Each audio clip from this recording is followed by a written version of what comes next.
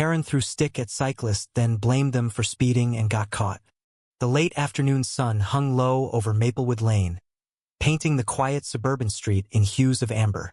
Karen Mitchell, a woman known for her iron grip on neighborhood rules, stood on her manicured lawn. Her eyes narrowed at the blur of a cyclist speeding past. Ethan Carter, a 24-year-old barista and avid cyclist, pedaled with the rhythm of freedom, his lean frame cutting through the warm air. He wasn't racing, just gliding, but to Karen, his speed was an affront to her carefully curated world. Karen's life was a fortress of order.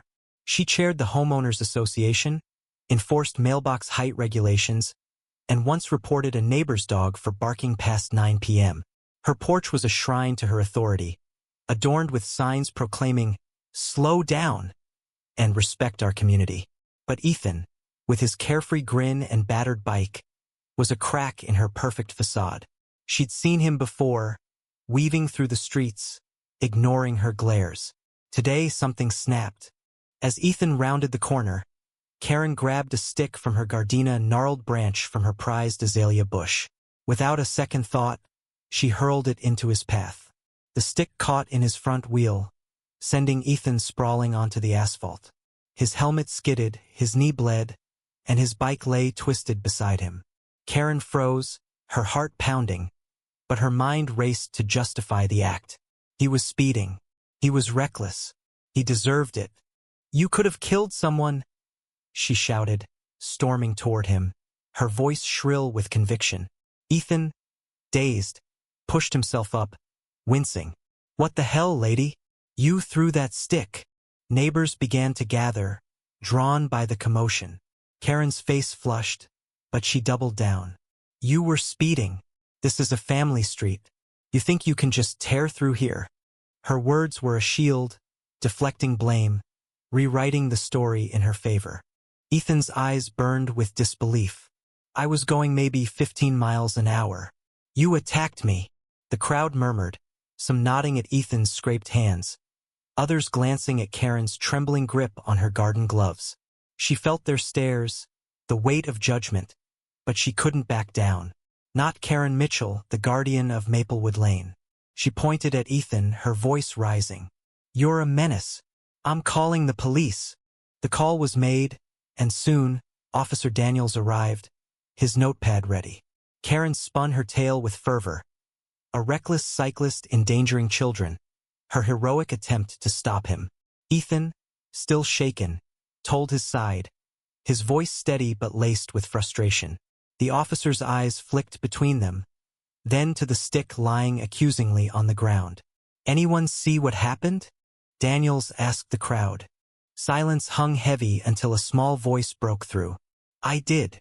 It was Lily, a shy 12-year-old from across the street, clutching her phone. She'd been filming her skateboard tricks when the incident unfolded. "I recorded it," she said, her voice trembling but firm. Karen's face paled. Lily handed over the phone, and the grainy footage played. Karen's deliberate throw, Ethan's crash, her immediate accusations. The truth was undeniable. The crowd gasped. Karen's fortress crumbled. I didn't mean," she stammered. But the officer's stern look silenced her. "Ma'am, this is assault. You can't throw objects at people."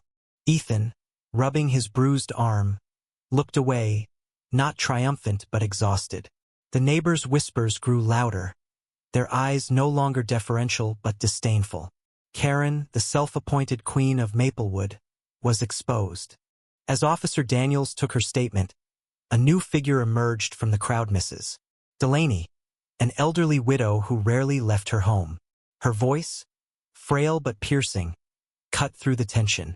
"Karen, you've been terrorizing this street for years. Last month, you reported my grandson for parking his car an inch over your line. Now this." The crowd stirred, emboldened. Mrs. Delaney's words were a twist of the knife, revealing Karen's reign as less about order and more about control.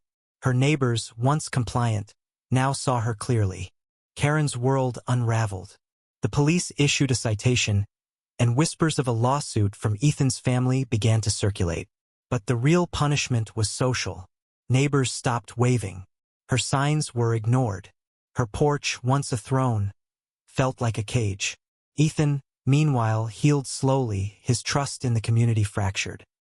He'd never meant to challenge Karen's authority. He just loved the wind on his face. Now he rode different streets, avoiding Maplewood's suffocating gaze. Days later, Karen sat alone in her pristine living room, the silence deafening. She replayed the moment she threw the stick, the rage that felt so righteous. She'd convinced herself she was protecting her community, but the truth was uglier. She craved control, and Ethan's freedom threatened it. The video, now shared across neighborhood chats, was a mirror she couldn't escape. She'd blamed him for speeding, but the real crime was her own pride, prejudice, and a stick thrown in anger. Lily's courage lingered in the air. The girl, once invisible to Karen, had shifted the narrative with a single video. Mrs. Delaney's words echoed too, a reminder that Karen's tyranny had hurt more than just Ethan. The community she'd ruled was reclaiming its voice, and she was no longer its arbiter. The realization was a bitter pill. Her need for order had bred chaos, and her self-righteousness had cost her everything. As dusk settled over Maplewood Lane, Karen stood on her porch, staring at the "slow down" sign. It mocked her now, a relic of her fallen empire. Ethan's bike was gone, but the memory of his fall haunted her. She'd wanted justice, but justice had found her instead. The neighborhood moved on, but Karen was stuck, trapped in the wreckage of her own making. What do you think was Karen's reaction, rooted in fear, pride, or something else? Share your thoughts on where justice lies in this tangled web of community and conflict.